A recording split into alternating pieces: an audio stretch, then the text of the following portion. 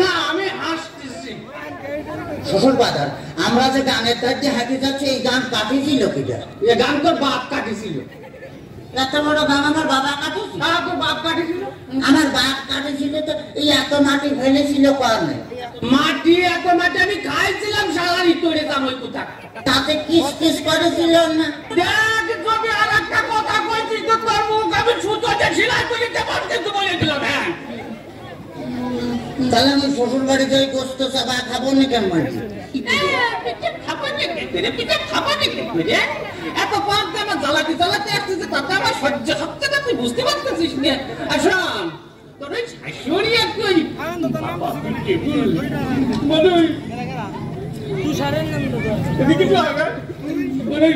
বাবা পিঠে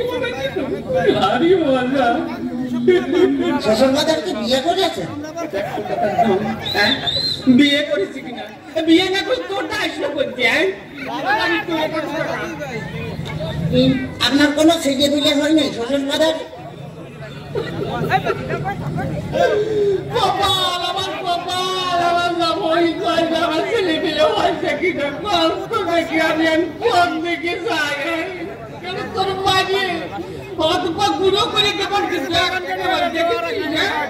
শ্বশুর বাড়ি যাই গোস্ত চাপা খাবো না কি? খাবার কি করে এই যে অবস্থা করতেছ তাতে তাতে তুমি বুঝতে পারছো না যে গোস্ত খাবার কি করে?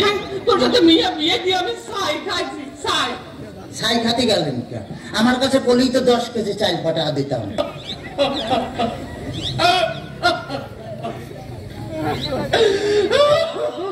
কাঁদতেছেন শ্বশুর বাজার?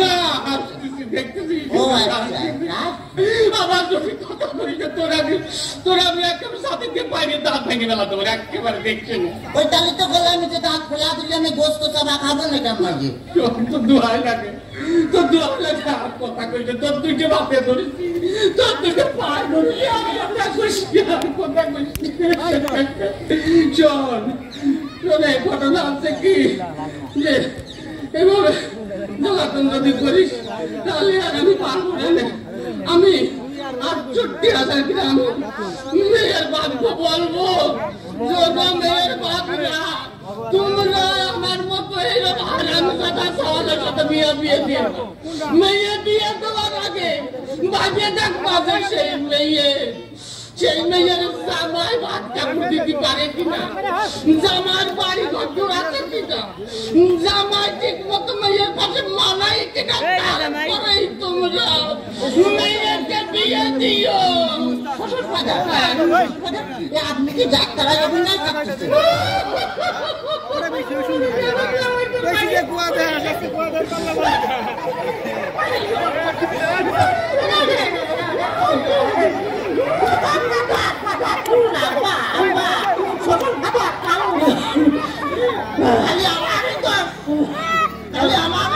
তোমার মেয়ে বিয়ে করে আমি যে ফকির হয়ে গেছি খালি টাকা চাই,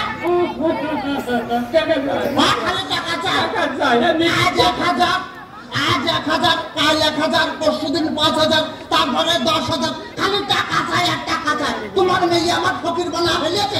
ফকির বানা ফেলেছে বলে এত টাকা নিয়ে করে টাকি টাকা কি করে তা আমি কি করে খাবো? আমি কি কোনোদিন দিছি নাকি?